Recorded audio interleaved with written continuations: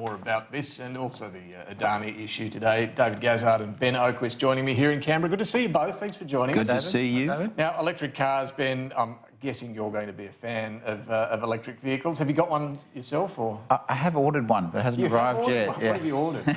A Tesla, but like a lot of people, I'm waiting for it. It won't be long, I'm told, but I've been told that for a year or so. I don't know how much it's going to cost. I don't know what colour it's going to be. Don't you decide that before you order? Apparently not. So, you don't know how much it's going to cost? No, I don't. The bill's coming soon, but I'm looking forward to it. Like a lot of Australians are looking forward to it.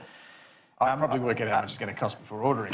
Well, I actually had to pay a deposit before I even knew how much it cost. So that's interesting way to buy a car. It is interesting. They've got me hooked, haven't they?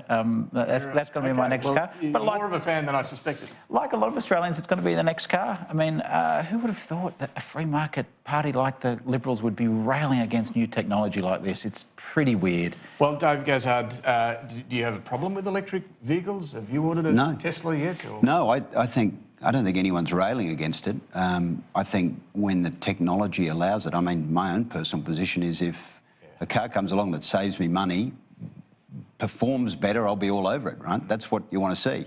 You don't want it mandated for you by a specific time. You don't want it when we're still asking questions about how much these cars will cost. I thought that was sort of a perfect illustration, right? Nobody really knows what this is going to do. And I can understand people like tradies. No one's actually forcing anyone to buy one. No, but you're specifying that by a certain date, 50% will be mandated, right? Which brings with it a range of other problems. Not mandate, it's a target. Okay, well, what are you going to do if the target's not met? There's a difference between a target and a mandate. So why announce the target? What are you trying to announce here? What are you trying to do? Well, it's a bit like the Liberal Party having a target of so many women in Parliament. So it's not going to... If you keep your petrol car, there won't be any penalty with it? We're already seeing a range of emissions. Well, we need to get our emissions down in the transport sector. We are going to get to electric cars. Can the government help accelerate that? Can the government provide the infrastructure to support it? Yes. And how do we know that?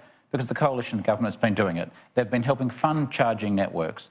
The coalition itself is relying upon a target of between 25% and 50% of new cars by 2030 to meet its climate target. Angus Taylor says there's a difference between a target and what did he say, a plan? But look, I'm not sure of the technical difference between a target and a plan, but why do we need a number at all? I mean, as David says, there'll be a point at which it makes sense for people to buy them. They'll be cheaper when you add up your fuel costs and whatnot, and there'll be a better option. Why not just let the market take its course? Well, for a few reasons. Does Australia want to be ahead of the curve or behind the curve? Does it want to be a part of the industries of the future or the ones of the past? Does it want to reduce emissions or not? Does it want to let people access cheaper fuel, essentially, over time or not? Does it want to be less reliant upon foreign petrol or not? Last week, the government had to admit we only have 18 days of petrol reserves in this country. And that's long been the case. But on a national security issue alone, let alone the cheaper fuel costs, we want a government to help accelerate it. Big picture. Yeah, look, that's long been the case. Ben makes the case for the onshore and offshore drilling of petroleum around Australia. I make the case for having electric cars faster and cleaner and sooner than otherwise would be the case. I think hasten slowly. I'm in favour of the market, and I would say this: we are now dealing with the recent legacy of a government-mandated broadband system, which by the time it's rolled out at a cost of sort of $40 billion plus, could be superseded by 5G technology anyway. So we're picking up the bill of a government-mandated scheme that is going to be superseded by the time it's even implemented. The one thing I think both sides, Labor and Liberal, agree on is that the government has a role in helping get the charging stations off the ground. I mean, Labor wants to do a hell of a lot more. But to your point, is there a risk that we invest in the wrong charging stations because next year or the year after there'll be some whiz-bang very fast charge? We don't know. We don't know. That's exactly the point. And this is where, as technology develops, you let the market do it. You let people take their own decisions to buy the cars they want.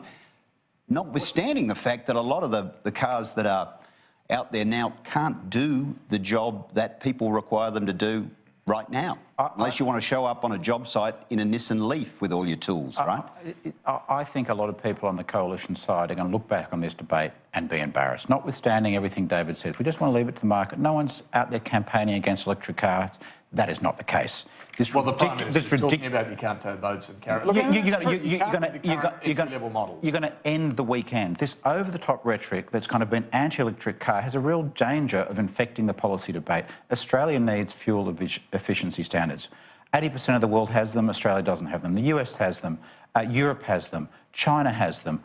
We need them in Australia to meet the government's own transport emission reductions. I think in the end, look, here's another thing. The Australian Institute did some polling and research on this. We found that 3/4 of voters, over 70% of Liberal voters, want the government to invest in charging stations, want the government to have vehicles. We can have a debate about it. I mean, there's nothing wrong with having a debate. Oh, but a debate based on policy, not the kind of we're going to end the weekend and the people are going to be forced to give up their use. It's really silly, and it sort of sounds like penalty rates. It sounds like overtime hours in the work choices debate. That's a fair point. There's hyperbole in politics all over the shop. But do you agree no one's actually going to be forced to buy one of these? I don't think you'd be forced, but you'd want to make sure that the costs are going to come down, given, here's the other point, right? Cost of living is now running at the #1 issue, and all these cars are a lot more expensive at the moment, you don't right? have to buy one. You don't have to buy one. Certainly don't have to buy one, but if you were to buy one, they're a long way in front of the price of a car. And there's a role for the government in... There's a chicken and egg problem here. For example, with fast chargers around the country, some people are thinking, I don't want to buy one, because of range anxiety. Charges, yeah. Exactly. Actually, I think most people don't go far enough in their daily charge and will charge it at home, and I think there's a misconception about that. But for some people, there is this range anxiety, and there's a role for government in helping put in those super fast charging networks like the Queensland government's already doing, and like the government has been funding trials of. So there's a role for government in helping... Do you agree we could invest in the wrong technology? It could be outdated if we put taxpayers' money into these charging stations, and then next year they're old news. I think we've got a lot way further. There was that talk about petrol stations that lifted in and out batteries, and those businesses went bust. I think we know what's going to happen now.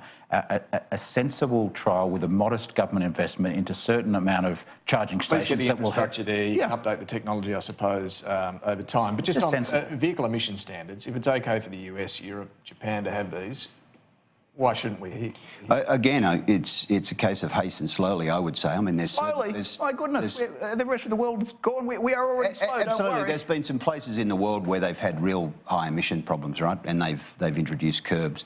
But again, what does it cost? What are we dealing with? There's been no real clear enunciation of what this actually means, right? So people can take an informed decision. You can't come in 3 minutes before an election and say we're rolling this out without really costing it. Shorten did say this is the year we want this emissions standard to apply from. But Australia has been a laggard in developing fuel. That's all good, but we've got to have a decent... You can't do this six weeks out from a campaign. The government was on the verge of doing it in the past, and then the Telegraph ran a front page saying it was a carbon tax and didn't do it. We've been round and round and round this debate. We need those fuel efficiency standards in now because Australia's being left behind, and motorists are paying more because through fuel costs because we don't have them. Let's turn to the far less divisive issue of the Adani coal mine. Now, look, there's politics all over this.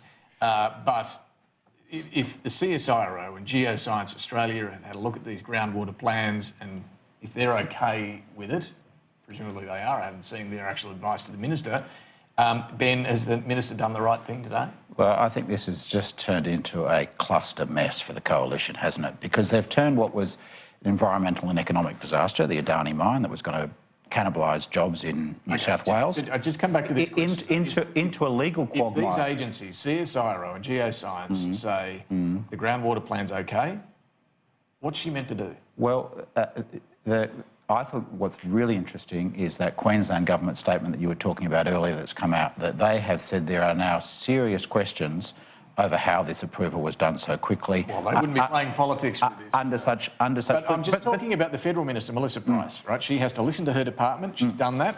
She's then also gone out and asked the CSIRO for more detailed answers, Geoscience Australia. They've said, go for it. Well, what's she meant to do?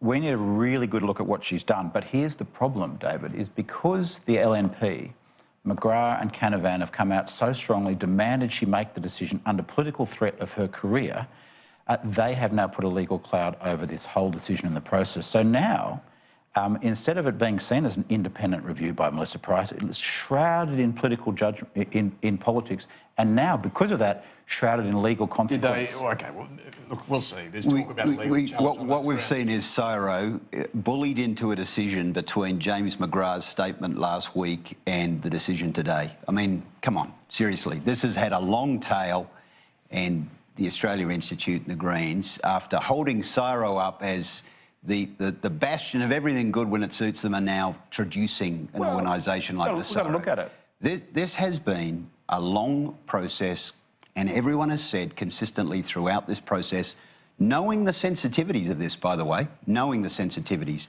that there'll be an environment approval that will involve the science with CSIRO, and that's come out, and now there's still proposals, or there's still approvals to go at the Queensland government level, and that's where really sort of the focus shifts now. Yep. And look, they've got to do their job. They've got to go through their processes. Is there a risk, though, that James McGrath overplayed his hand by issuing that threat?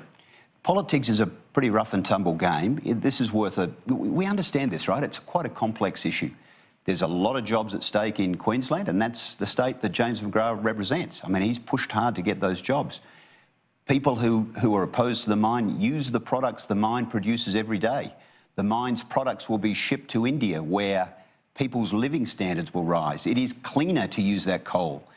People require, the Greens and the Australia Institute would require the revenue that mine is going to provide to the Australian economy you spend on other programs, health and education here. It is a complex issue.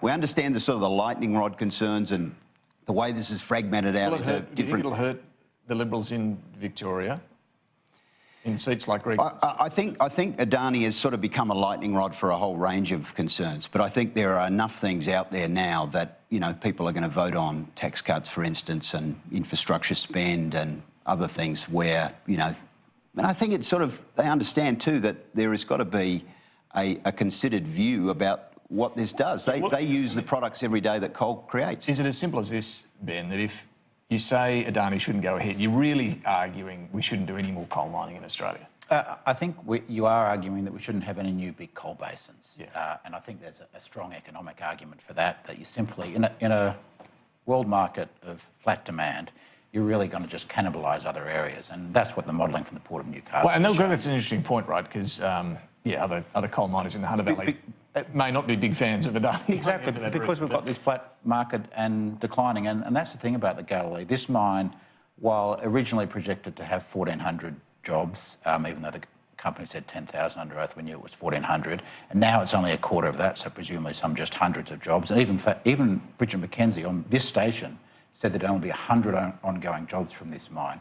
So it's hugely environmentally controversial. It's going to balkanise jobs in other states, and now it's a kind of political and legal quagmire. If you actually wanted jobs in Queensland, you'd get far more bang for your buck delivering other projects, not one that's going to now is actually going to do a lot of damage to Australia's international reputation as well. And I think the really interesting thing was Mark Butler's comments today when he said that there now wouldn't be confidence in this decision because there's been so much politics around it. David's right, there are further decisions to come, but I think the kind of full political onslaught by the Queensland LNP on this decision this week has now opened up the issue to be reviewed legally and politically. We'll see how successful that turns out to be. But right now the ball is squarely in the court of the Labor government in Queensland as to the next approvals. But we better go. We're out of time. Ben Oakwest, David Gazzard, good to talk to both of you. Thank you. Thanks again. Next week.